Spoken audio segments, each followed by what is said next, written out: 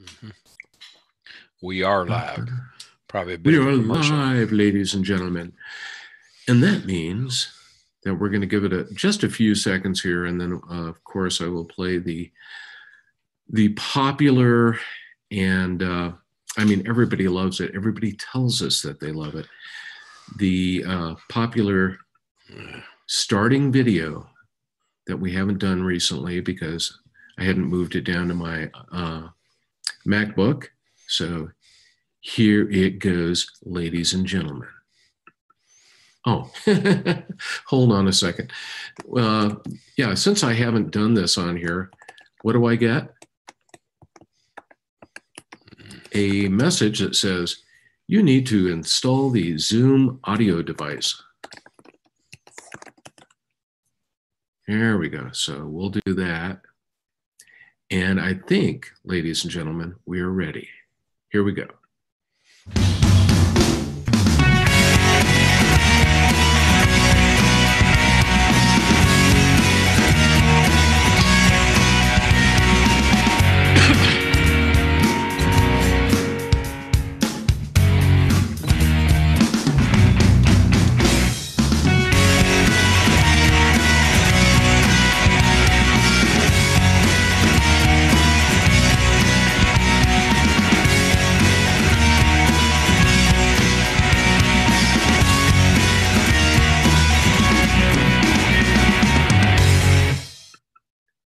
And hello, everybody. Welcome to AWT TV with Mr. Marty Edwards, sitting right here and waving at you, and myself, Steve Sande. We're back for another exciting hour of video thrills and chills that will keep you on the edge of your seat the entire time.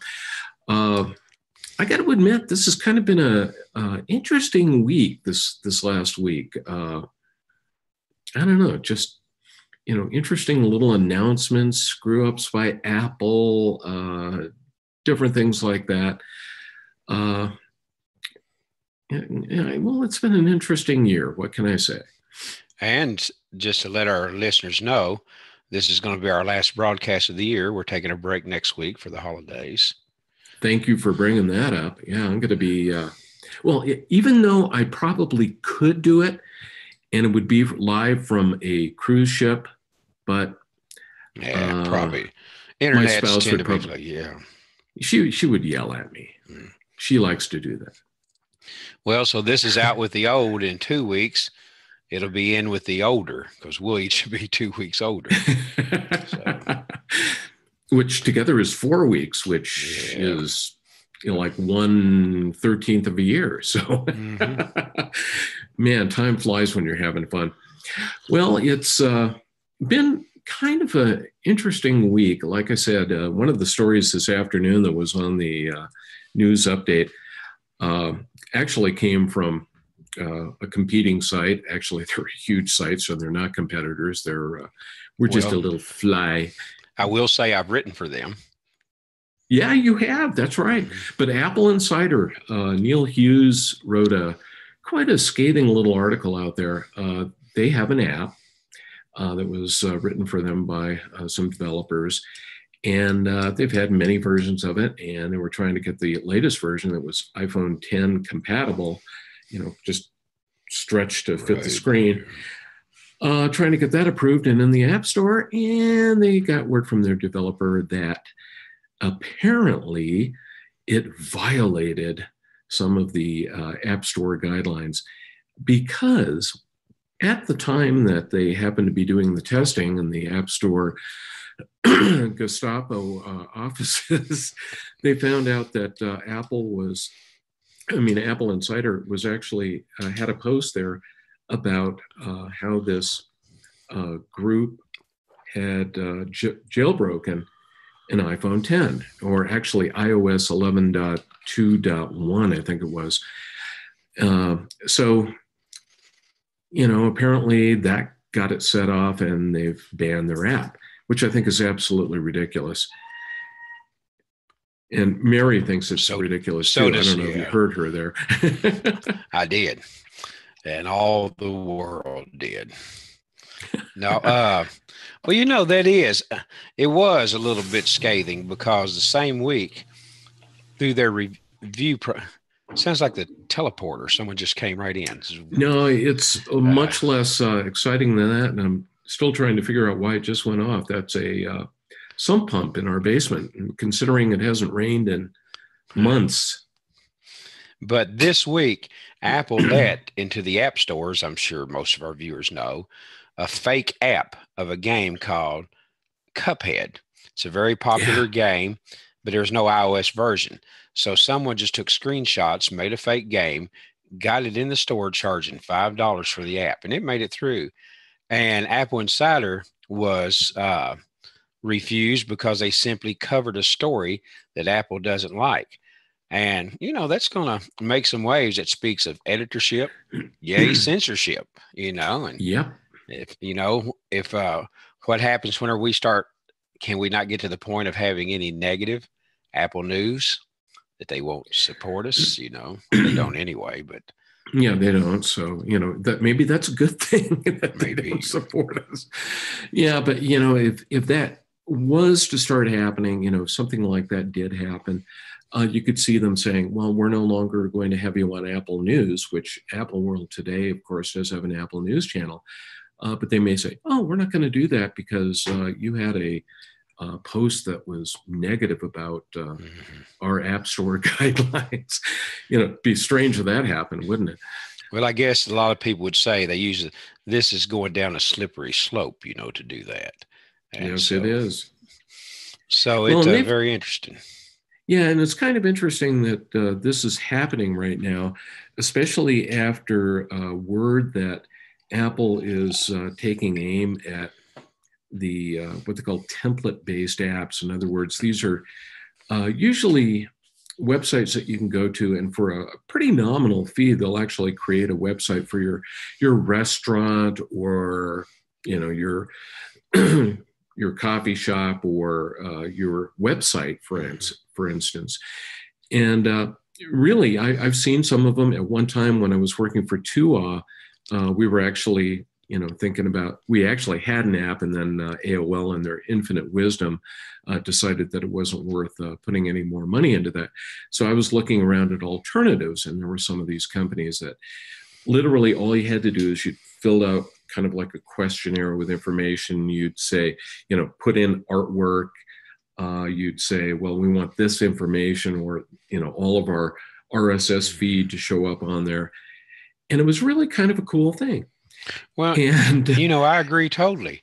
I think there's a place for that. Like, our church, we're a small church, but we could get an app that's a template app that maybe a larger church has already done. Yeah. We just change out the name and pictures, move a few things around. We would get a nice, decent app for little money. I think template apps are fine.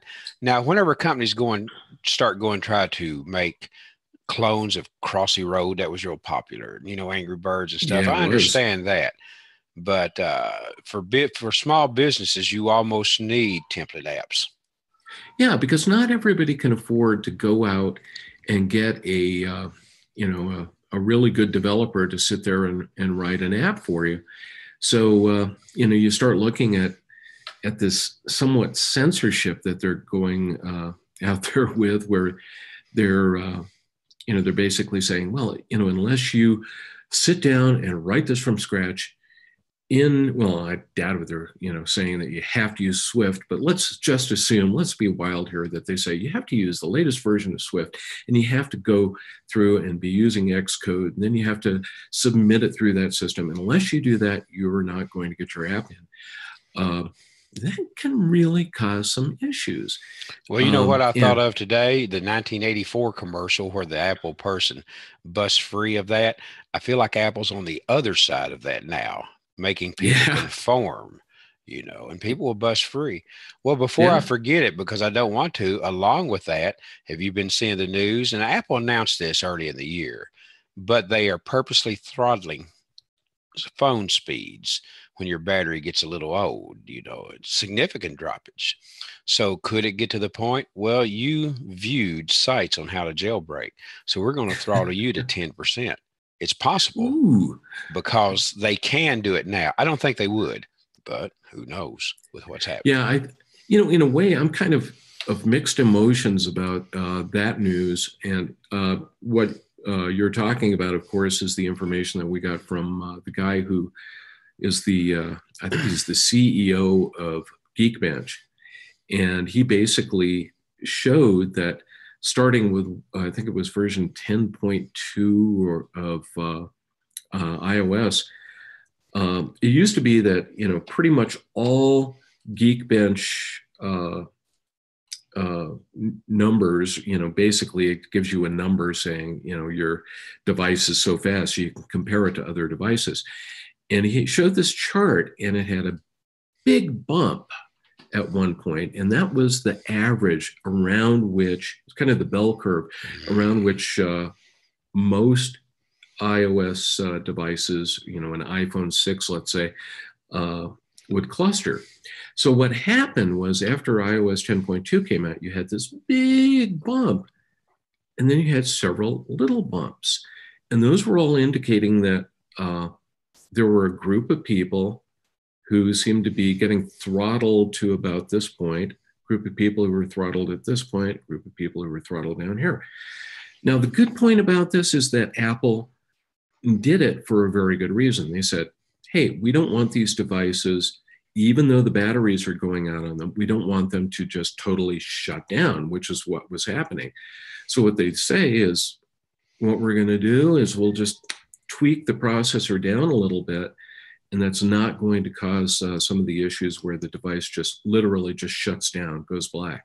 Right. And but if I would really recommend to anybody watching this, if you're in a situation where you've got an iPhone 6S or even an iPhone 7, and you're noticing that things are all of a sudden getting somewhat slower than they were when you first got the device, you might seriously want to see if the battery is okay. Bring it into an Apple store and just have them do a test on it, because they may recommend, you might want to have your battery replaced. It's usually like $79.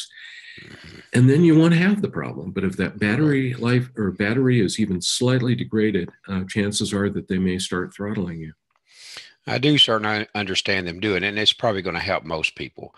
But I think hobbyists and enthusiasts like me, there's times I really want it to run full tilt regardless, especially if I'm powering it. I've got mine powered right now, hooked to the Mac as well. And I wonder if they're being throttled while receiving power.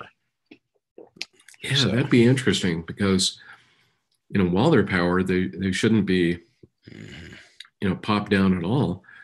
Good question. I'd like to find that out. These are all good questions. But all these together, I know this we're ending on the year on a maybe negative note, but Apple's had a lot of negative news here lately. With the iMac, with the Macs that you could get into root without a password, and what else was there? They were quite numerous. And, you had quite a few iOS issues. With various security problems here and there.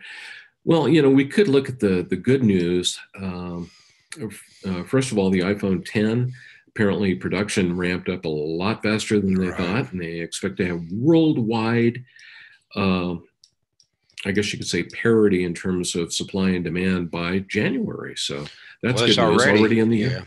It's already next day delivery. I can order, but I didn't. So. Yeah, and we've got the Imac Pro. That's a good thing. Even though lots of complaints about needing to upgrade. Upgrading, not being able to upgrade memory. Yeah. But I did find out the upgrading was not nearly as expensive as I thought. From 32 to 64 was $800, and I think that much RAM for the earlier iMacs in the year is 600 from, I think, OWC. So it wasn't that much. So Apple did give us a break there. But I did not buy it. I really am a modular type of guy. I've got a Mac Mini. I've got my own keyboard that I really like. Ancient, but I love it. The particular mouse, the monitors, my Windows computer is that way too. And I have I'm not even torn. I definitely am not going to do the Imac Pro. I had my wife's blessing. She said many weeks Go ago, for it. yeah, why don't you get it? But I think I'm going to wait for the Mac Pro, see what the next one is. So I'm hoping it'll come out in 2018. They never said, they just said it wouldn't be this year. Yeah, let's just hope that Johnny Ive doesn't decide to make it non-expandable, because if he does, you're probably going to see a lot of people just suddenly say, mm-mm. Well, I've been trying to think what would be some expandable designs. Obviously, that cylinder is not going to work. They're almost going to have to go to a rectangle. I meant 3D rectangle, like the cheese grater one or something comparable. But they could do that and make it look really nice. A lot of Apple, stuff. Because I want something I can pop the side off, add a memory, add graphics card, extra SSD. That's what I really want to do, because I like to do that. Yeah. And they've got to understand that there are not only what I'd call enthusiastic hobbyists, but there are a lot of people out there, either folks who are working on, doing a lot of 4K, 5K, 8K video editing. I really plan on getting into a lot more 360-degree video editing and updating and doing all the rest of that, which, by the way, that was another recent update, I guess you could say, from Apple. Final Cut Pro actually will take 360 video now, and you can do work on it. But my point is, and I kind of went down the bunny path there, is that they really, really need to understand that there are a lot of people out there who rely on those machines. They need the fastest possible machine that's not going to crap out after a year or two. They want something that's going to last them for 5 to 10 years. And the only way you can really do that is if you have that capability of going in, upgrading RAM, upgrading drives, and maybe even upgrading processor boards, and motherboards. I'd love to. Of course, I think we'll be able to upgrade the graphics card, RAM, and of course drives. But I would like to be able to see them add it. I would love to see a motherboard with maybe 4 CPU sockets, ship with one. If later on you wanted one, you could put it in yourself, or at worst, take it to an Apple store. Say, I want the second CPU now. I've been needing that, make it very, very upgradable. Yeah, I want, 144 cores, by gosh, give them to me. Of course, well, that's when you get the liquid nitrogen bottle that comes with it. And you pour that in to cool everything. Well, I did see Final Cut Pro is supporting 36 cores. The Imac Pro is only going to 18. So they must be planning on something. Yep, I just wonder. Yeah. And that's why I'm going to wait, because everything I've got works. And so if I bought the iMac Pro now, I would probably, be very sad when the Mac Pro comes out, because I think that's what I want, I'm sure it is. I need a new Mac, because 2014 iMac Mini, it does what it needs to do on things like this. But I want something a little bit more robust. Well, it's funny, you kind of bring that up. And I think I mentioned with the, my current drone fixation that I ended up, I wanted a DJI drone, because DJI, honestly, all their, most of their drones can be driven with the same app, the DJI Go 4 app right now, which is great. You basically just take your phone or iPad and you attach it to a controller and you go for it. So, I had some other drones. They each had their own little app. And I said, no, I want to standardize on this. And down the road, I want to get something professional. But like you, I was kind of going, do I really want to buy something now when something better is coming out in a few months? Right. And that's why I ended up just saying, I got a great price on a Black Friday deal on the least expensive one they have out there. I'm using that to, train myself and get familiar with a lot of the stuff. I'm perfectly happy to wait. So, and I think a lot of people are kind of feeling the same thing there, like you, Marty, are saying, if this is my only choice right now, I'm going to wait until I have that other choice. Well, that's right. And then you reach a point, you don't just keep waiting indefinitely or you'll never get something. But I know what I want and I know what will meet that need, I'd love to have a nice standard looking computer, but pretty nice lit Apple logo on the side or something, and just I look forward to what they come out with. Or be able to have something in glossy red or glossy black or glossy white if you want it, depending on what happens, or space gray. Yeah, exactly. So, but I look forward to it. I think next time this year, I shall have demoed the Mac Pro to you. I feel like I'm hoping. Well, I'm hoping you will be able to do that for us, at that point, and you'll run Geekbench live on AWT TV, and we'll all go, ooh. But we'll pardon me. But we'll see what the year brings. So I know, well, we're not quite halfway through our show, but I think this is our last broadcast of the year. So what are your big tech highlights of the year? What did Apple do, or tech in general? And then I think on January 2nd, we're going to talk about what we think will happen next year. Oh, that'll be a really fun show because nobody can prove us wrong until the end of the next year. You remember all that feedback you got on that one article you wrote that when you just knew that something was coming out on a certain date, you made waves in the Apple world. Yeah. And the funny thing is that we weren't that far off. I know. They just were aghast. I can't believe he's saying that. Yeah. So, how can you say that? You're just wrong because, granted, I really was wrong. I just judged it on the reorder dates that were available on the website. But I thought, what the heck? I'm gonna go with this. And sure enough, it got a lot of coverage. So, but make waves occasionally, and other people do get wet. I need to pull it up before we get to that.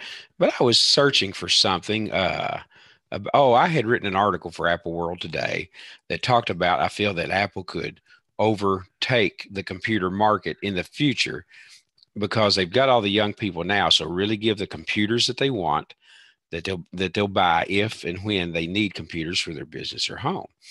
And I was searching for something online, and I saw a reference to that article on some other site, and they kept quoting Edwards said, and I think Edwards is right. And I never even knew it was out there. It was back in March, so people read, So. Well, hey, speaking of which, and this is totally off topic, but tonight my wife and I, we have a real bad habit, and that bad habit is a little Mexican restaurant that's about a mile away from our house, Los Dos Patrios. I've mentioned it before.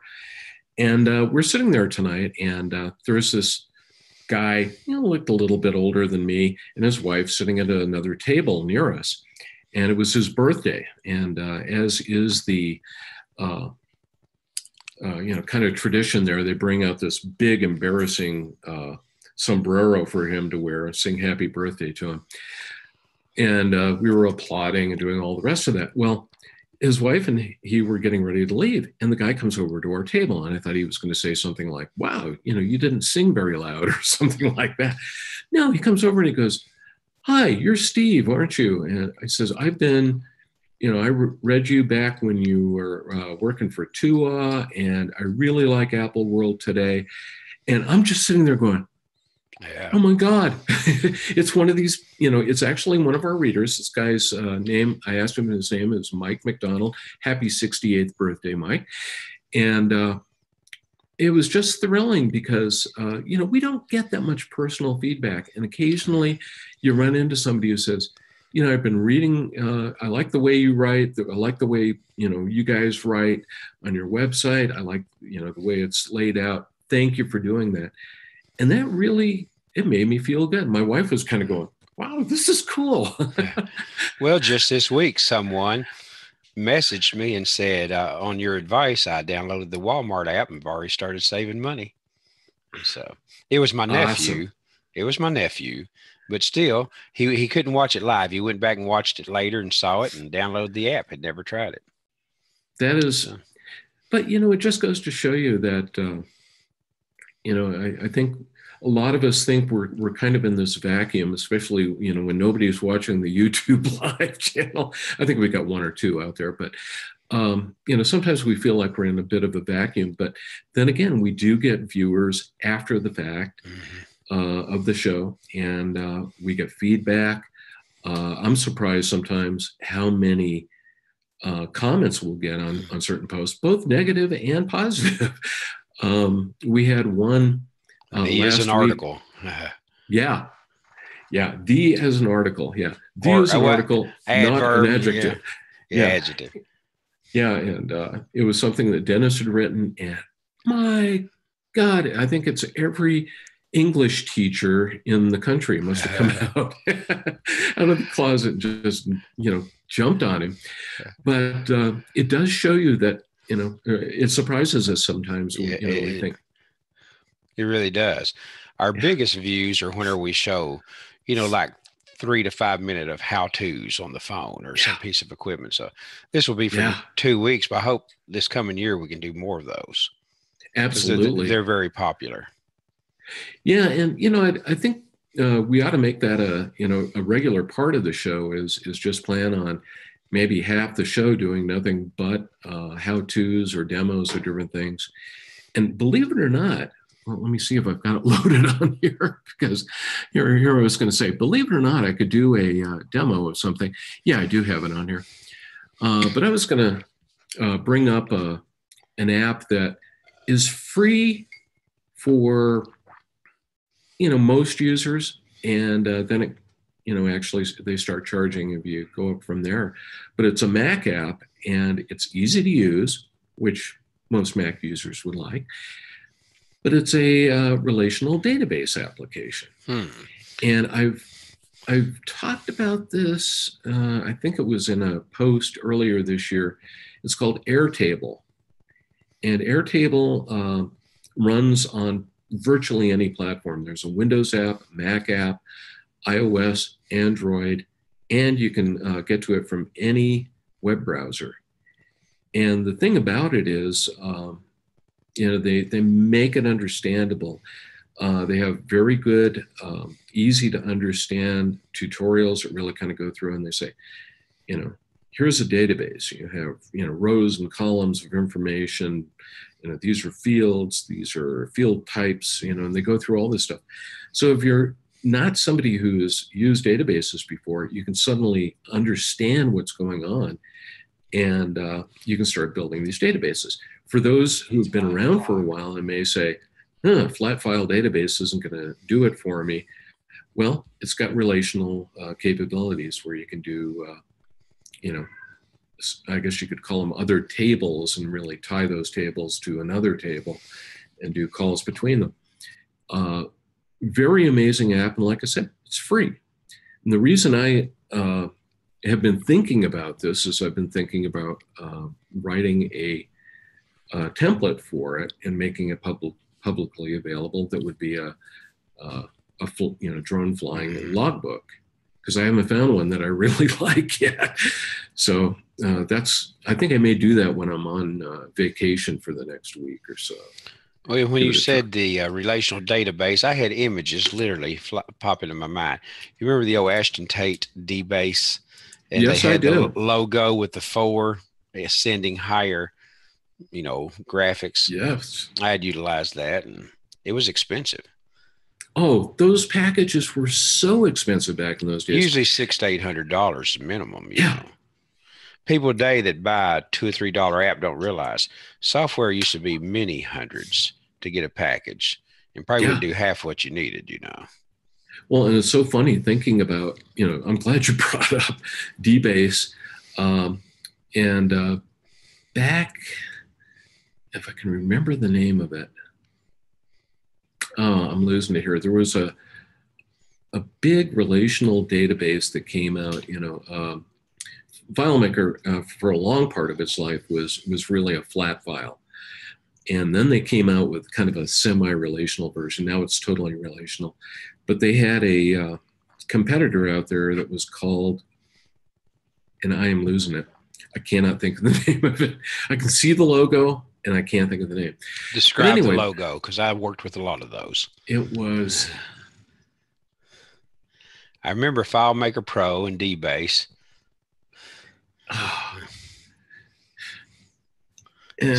But anyway, it was Mac only. It was...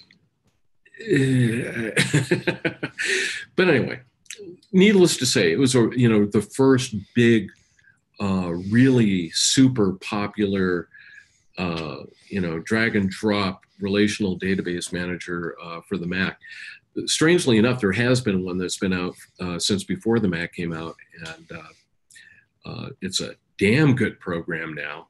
Really, really incredible. They just came out with the latest version of it, and that's Panorama. But that's not the app I'm thinking of. Anyway, so, but it's amazing to think that one, if you got like a multi-user license where several people could actually share the same database, it was in the thousands of dollars. And yet you can do a similar type of database, faster, easier to do sharing for free. That's amazing. Yeah. Where this gone. So, well, feel free to demo it. I don't really have anything tonight because we were going to discuss the year, and I'll save everything till the new year. Well, let's see here. I'm going to go ahead and I'll fire this up, and let me do then we'll do a quick screen share on it. But just to give people a little bit of a thought here on how this works. And let me go ahead. Once again, this is AirTable. And let me share my screen. Where are you? Desktop number 1. AirTable. I just want to do the app. There we go. Okay, so what you're hopefully seeing on the screen, move that out of the way, but hopefully what you're seeing on the screen right now is AirTable. And this is the entry type of thing. They actually ask you when you first sign into the program, to pick 3 things that you really kind of like. And so I picked photographers, gear tracker, an art collection database, and trip idea database.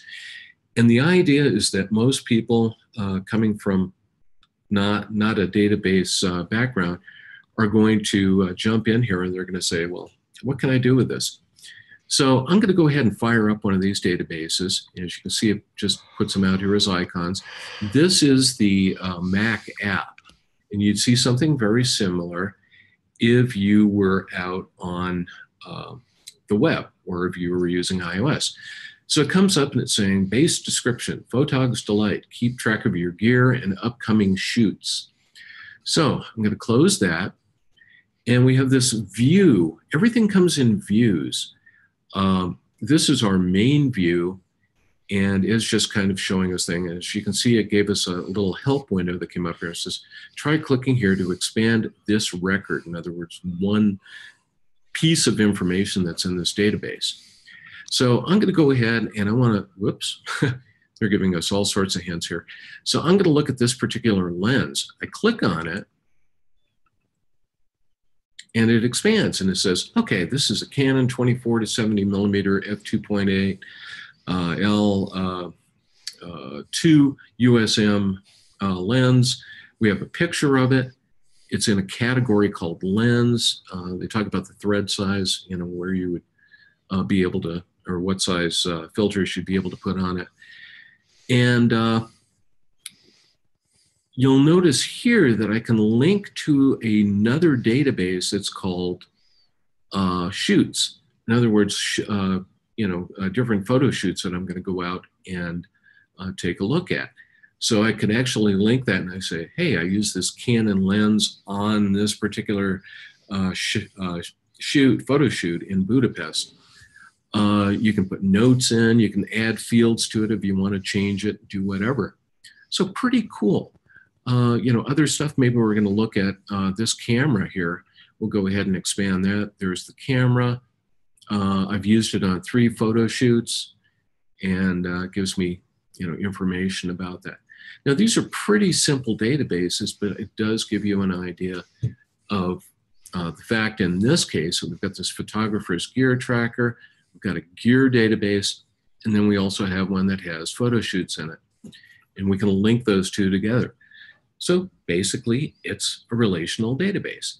And you can create different views to look at this information.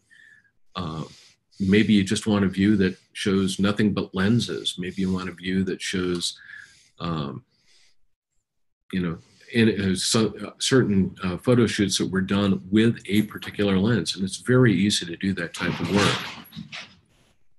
I don't know what that was, but it was the cats. If you heard that explosion in the background. We did. But, yeah. Matter of fact, it made me look up to see what was happening here. Yeah. Oops. So anyway, close that window. I won't get into a lot more detail about it other than to say AirTable is one of the more impressive free database applications that I've seen. You can't do a lot of things that you might be able to do with something like FileMaker. FileMaker Pro is famous for allowing you to create these big apps, and you can do all sorts of excuse me, I've got the hiccups now, but allowing you to do a lot of customization, different things like that. Airtable, though, very, very easy to use. A lot of companies are using it. I mean, some of the largest companies in the country or organizations are using it. They even mentioned that Tesla uses Airtable to actually track where their new cars go to after they're delivered from the plant. So that says a lot for it. You've got organizations that are that big that are using, well, of course, they're using the enterprise version of it. But it is interesting.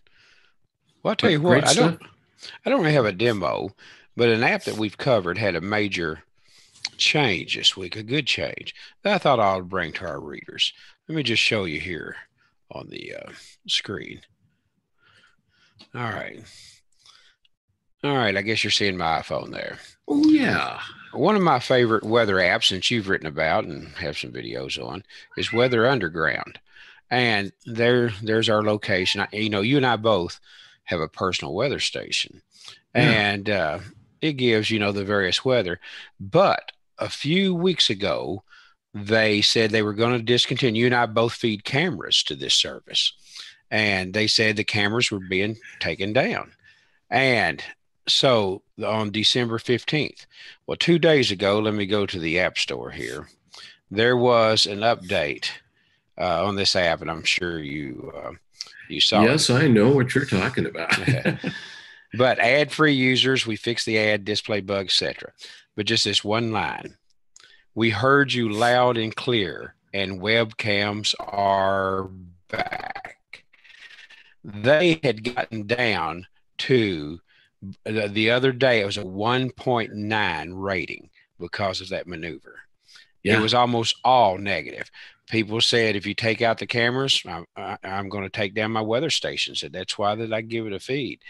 They listened and got it back now. So the cameras are there, and you can see I have nearby cameras that's looking out my wife's office window to the north. It's dark. There's a tree. This is our county seat. Christmas lights. I don't know if you can see them or not very well. Yeah, sure can. Yeah, but I have, and this is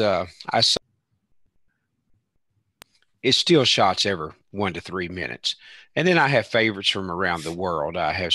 We have some friends in Germany, and this is taken 1 hour ago from that particular place. And I have a Teton camera, which it's night there. Oh, and yeah.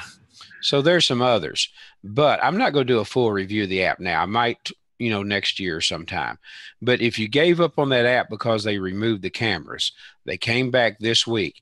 And if you're interested in having a weather station up, they give you this app for free. I mean, it's a paid app to get all the things. Yeah. I'm ad free until December 14th. Tomorrow, that was next year. tomorrow that will probably say December 15th. It just keeps rolling like 360 days all the time. Because, well, and it was fun. Yeah, we get paid for that. I don't know if you noticed, they made that comment about the ads on there. Right. The other day I brought up, because I love that app. And the other day I brought it up, and sure enough, there was an ad at the top of it. And I'm like, wait a second, I paid, or I didn't pay. I, supply them with this wonderful weather data, as you do. And it's like, wait a second, I don't want to put up with ads. And they were really low resolution, ugly ads too. Yeah. And sure enough, they've gotten rid of them. So yeah. Win-win. Oh. I tell you, developers will listen because their ratings had plummeted. They were down, like I said, to 1.9. It may have been lower. It's gradually eking back up, but they just nearly destroyed that app by just disabling a couple of things. And, well, I'm hoping that's not IBM doing that. IBM has some really good things that they do. Of course, they purchased the Weather Company, which owns the Weather Channel and Weather Underground. And, having been a former IBM employee, I know that they have a tendency sometimes to get involved, or I should say corporate has a tendency to get involved in things that they really shouldn't be involved in. And when they do that, they can really screw things up. And that could be kind of what we're seeing right now, is maybe a little bit of a battle royale between the folks in, White Plains, New York, saying, but wait, you have to make more money off of this app if you're going to have it in the App Store. You better put ads out there. And by the way, you're using a lot of bandwidth with those stupid webcams. I think the camera bandwidth was probably it, Yeah. And, but I'm so glad they brought it back. So if you haven't checked Weather Underground in a while, check it out again, or if you took it off because of that. But they did listen, and you comment, IBM, a lot of people don't know, does own the Weather Channel now. They own all the Weather Channel except the television network. It's a separate entity. Yeah. So, but anyway, not a review. I just wanted to show the cameras are back. So I need to program in my favorite Colorado one. See what's happening out the window there. Well, I'm still guessing that, what or the reason that IBM did that is I think they're taking all that personal weather station information and feeding it into Watson, so that Watson will suddenly come out one day and say, hey, did you know that I can do 100% accurate weather forecasts? Well, you have all these micro stations located just everywhere around. I mean, just within a few miles of each other. And it's going to get data and trends. And really, it's going to become more accurate than maybe some of the single supercomputers. And, they comment that Google was able to do now what the U.S. government could never do with all their money. And that show how heavy traffic is at an intersection. No matter, the government might have had road sensors and cameras, but they still couldn't do it like Google, just simply how many people are using, their phones. And so. Yeah. And Apple does the same thing. That they do. Maps.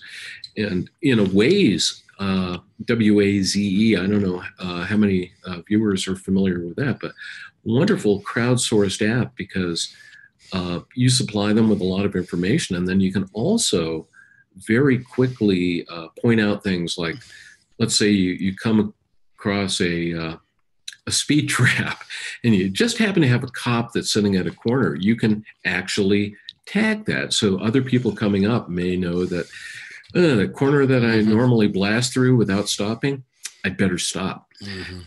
That's not a good reason to do that, but you can do other things like gas prices are on there. And gas prices, there's ice on this bridge, watch out, different things like that. So, right. Yeah. Waze, I never use it because I don't drive very much. I've become like the little old lady who only goes to church on Sunday. There's many weeks where that's the only place I've gone. I live at home. That's why I want a modular computer. I don't go anywhere very much. And so, but whenever we do travel to my wife's or something, I generally load Waze just to get some information. It's pretty neat. They kind of gamify it too. I don't know if you've done that before, but you have this little kind of cute little car that, represents your vehicle. Mm-hmm. And when you're driving around, if you come upon another Waze user, you both get, at least they used to do this. I don't know if they still do, but you each get like a certain number of points. Right. If you went on certain streets or different things like that, similar type of situation. And, between that and I love crowdsourcing. I really do. Well, that's one reason I'm so involved with, the Google Street View project as a local guide. It's fun to be able to put stuff out there. I'm a local guide. I took a lot of pictures locally, and when I go, and you get some perks. I got an email that said, "Congratulations, you get 3 free months of Google Play. It's premium music." And I got a year of New York Times. I don't think I ever did use that, but you get a lot of perks. I really like Google Guides. I'd gone to the Apple store, our nearest one in Louisville, Kentucky. I took a picture of the facade, had just the logo and all. I looked the other day; it had been viewed 58,000 times. Yeah. And then some of the ones I've taken are in the hundreds of thousands of times. Yes. It's amazing. It's absolute. Well, and I've told you about the 3D photos that I've put in. Yes. You had hit over 1 million, didn't you? Well, no, I'm up to about 11 million. Would you believe that almost a third of those are one picture? And that picture is of the waterfront in Liverpool, England. And I don't know why people like that picture, but it's been viewed like 3.2 million times. That's amazing. I don't get it. Yeah. I like being a Google guide. Me too. I haven't done as much lately because I don't get out as much, but you don't have to. Even if you never leave your house, you take pictures, but you can review like restaurants that you know about, and they will ask you questions suddenly. Does this place have a dessert bar? Does this place have carry out? And they'll ask you a bunch of questions like that. So you can really build your points doing that. Yeah. Are the hours correct that we're showing here? And, by doing that, there, maybe one person out of 10 gets the hours wrong or something, or they falsify the information. But for the most part, it all trends. The more points they get, the more it trends towards really good accuracy. And I think it's much better than something like, what's that service? Yelp. Thank you. Yelp has a lot of detractors, and most of the detractors are people who run restaurants, places like that, because they say Yelp salespeople are calling them constantly and saying, well, unless, if you pay a lot more, we'll give you the ability to get rid of negative reviews if you happen to have some. And that's just out and out, falsification of information. It is. One of the other things the Google app will do, you look at a business, it will give you a graph of the busiest times of the restaurant. Yeah. And that's always pretty neat, and amazing. Yeah, I love that because, hey, this restaurant is usually really busy right about now. You better not come. So, but I see we've only got about 10 minutes. Do you want to do a quick tech and review for 2017? What was your favorite tech news of the year? Trying to think. Well, since I'm so focused on the Apple world, looking at some of the Apple devices that came out during the year that I really think, did have a positive effect and are really, really popular. First, AirPods, really popular. You can't buy them right now for Christmas because they're sold out everywhere. And they really do work well. I love these things. I don't feel like I've got earphones in when I'm using them. Very comfortable, great sound. Second thing, I'd say, kind of goes right along with that, Apple Watch Series 3. Mm-hmm. I love the fact that I can now, leave my phone at home accidentally or on purpose, and still know that if I need to, I can make a phone call to somebody or send a text. Absolutely love that capability.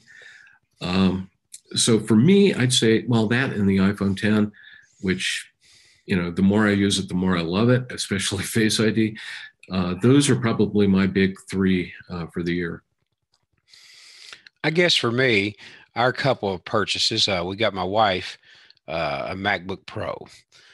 We went a little bit older version purposely because I still wanted to, before they're ever out of stock, I wanted to get one with a backlit logo because we didn't have one. Yeah. And because I really like that logo, lit. And so we got the, I guess it was 2000, I don't know, 16, but it's a MacBook Pro. As a matter of fact, there was an article circulating recently. I forgot who wrote. Oh, I think it was, who's that guy? You'll know him a minute. Marco Arment. Yeah. Arment. Yeah. He wrote an article. He said the best notebook ever made. And that was this model that we bought for my wife, because it's built like a tank. You know how those are, they're quality build. It was SSD, so no spinning hard drive, SSD, an i7 and 16 gig of RAM. And it has the 4K display. And it absolutely blazes. She games on it, does everything on it. It runs two. She watches the monitor and then another monitor on the right that she's added in by Thunderbolt. And so that has quickly become a workhorse. I told her it may have been while we were in Minnesota for Jam. I told her, I said, this computer is a workhorse. She sort of touched it, gentle pat. She said, no, it's a thoroughbred. And so, yes. And so instead of a worker, I think I actually apologized to the Mac. But anyway, that was our big Apple purchase this year, and it has been no regrets whatsoever. I've got the Apple TV. Of course, it's my second one. The first one was fine too, but I've got that. Use it every day. The 4K, 64 gig. I think that's all of our Apple purchases this year, except my wife got a new Apple Watch, and I've covered that on the show, but her back came off. It's covered under warranty. But Apple, I do love their warranty and service. We got a new one in 2 days, but it was an upgraded model. They didn't even give her the same model. So upgrade from single core to dual core. So that was really nice. I think that's all we got this year. We have not gotten phones this year. Good enough. Yeah. All in all, there has been some negative news out there. I'd say Apple didn't deliver on some of its promises for Mac OS, especially or High Sierra, when they were talking about, the big move to the Apple file system. And then it turned out, well, this really isn't working as planned on hard drives and fusion drives. So we're only going to install APFS on SSD Macs. In a way, once again, I can look at that as, hey, it was a failed promise. Right. But on the other hand, the fact that they didn't enable that is saying, hey, we recognize that there are problems. We're not going to put it out until it's absolutely right. Right. So, you can look at it as kind of a bad point or a good point. I think we'll probably see APFS everywhere sometime in 2018. I really am, I guess, geeky. I love studying and reading about file systems. The other people don't even care. They just want it to work. But whenever you get there and really read about what the Apple file system can do versus they were really using a 30-year-old model, the HTS, there's no comparison, To really rewrite a file system is a massive undertaking. But one of the things that Apple can do is, this amazed me, and we talked about this a few months ago. Their head of software development, Craig Federighi. Yeah. I always want to say Craig Ferengi, but that's Star Wars, Craig. Craig Federighi. He said they had tested and loaded Apple file system in a, quote, more or less secret, partition of your phone. They made a partition, loaded it, see if it would run okay, and they ran it, more or less tested. And when your phone was okay, they opened it up. So unbeknownst to us, they're running test software in the background to make sure everything would go all right. I thought that was amazing that they could do that. Yeah, that's kind of cool. Well, and I love the fact that, by actually rolling out APFS on iPhone, iPad, I think Apple TV and Apple Watch, by, really kind of pushing it out to all of those devices first, they were really able to get some good groundwork there and saying, yeah, we're going to be able to do this with no problems when we bring it up on Mac OS. And, I got to admit, when I first installed High Sierra on this MacBook Pro, I was absolutely surprised, because it was very fast, the actual installation. I haven't seen any issues with the file system. There's some other quirks I run into all the time, like the fact that, excuse me, seems you've like caught what I've got. So you see, you're contagious. Yeah, I knew I shouldn't have had a wired connection here, but anyway, they're I love the fact that they're testing it out there. Well, one big thing we haven't mentioned Apple did this year, they had their first event from the new campus, their spaceship type campus. So good. That was a biggie. So there's a lot of good Apple news this year. Had the WWDC, I think June 7th, and then of course their iPhone announcements in October, or September rather. Yeah, and I don't know if you saw the video today, but Apple Campus 3 has been moving along pretty well. We actually had a drone video that somebody, Matthew Roberts, had shot back in April, I think it was. And so I'm sure it's a heck of a lot further along than it was back then. But that's kind of an interesting building. It's in Sunnyvale, which is actually to the east of Cupertino. And I think I'm sitting here looking at this, or going through this visual map there. But anyway, kind of the interesting thing about it is the building looks like 3 of the curvy parts of a command key. I don't know why they didn't just make it a big command key. Yeah, exactly. That is interesting. So. But a lot of good things happened this year, and I think we're going to see a lot of good things next year. So probably on January 2nd, we'll look at that. Yeah, that'll be fun. Yeah, what we think and hope will come out. There's some givens, that will happen. Yeah, we ought to come up with, just each of us with a list of what we really would like to see. And then maybe next December 19th or somewhere around there, we could just sit down and go through our list and go, oh man, were we off? Or, hey, we nailed it. Probably. We don't know anything, do we? There's probably going to be more. Yeah, we used to do that at TUA every year. Everybody would do their post on, our predictions for the next year. And I think the best I ever did was about 60%. I'll do that. I'll get together a list. There's obviously givens. There'll be a new iPhone, be iOS 12. But we can get into the details of what we think the iPhone will have, maybe the size, what iOS 12 will have. So it sounds fun. Everything's pinging here all of a sudden. That was weird. We just hit 9:30, so we've been about an hour.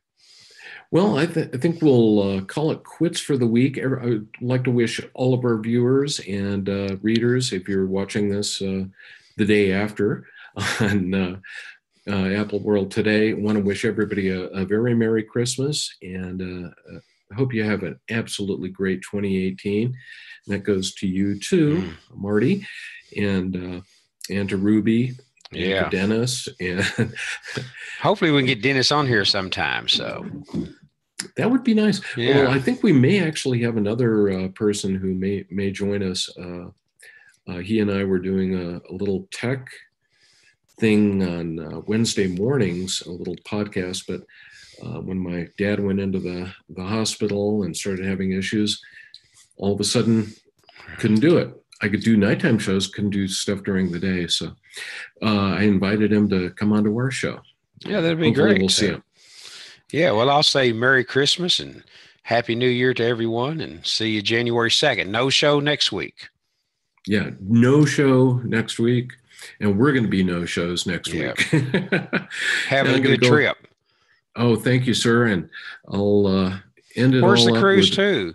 I will ask that. Believe it or not, it's a Western Caribbean cruise, which means you leave Fort Lauderdale and you go down to Labadee, which is a port actually on one coast of Haiti, and that's where Royal Caribbean Cruise Lines has their own kind of beach area and stuff like that. On Christmas Day, I'm actually going to be doing a zip line, and I'm hoping to get 360 video as I'm going down the zip line. So you need to post some things on our site. I'm sure you do social media. So yes, I do. And I will have my Mac and my iPhone with me. This is kind of an interesting trip because Barb and I both decided we're not going to bring our DSLRs with us. We're just going to take photos with iPhones. Travel light. Yeah, travel light. And but anyway, we'll go there, Cozumel and Falmouth, Jamaica. So, places we've been to quite a few times, but just looking forward to the warmth and hopefully get some sun. Sounds good. So we'll see you in 2 weeks. Sounds good, sir. And we shall see you. And I've got to end it with our favorite piece of video here. Good night, everybody.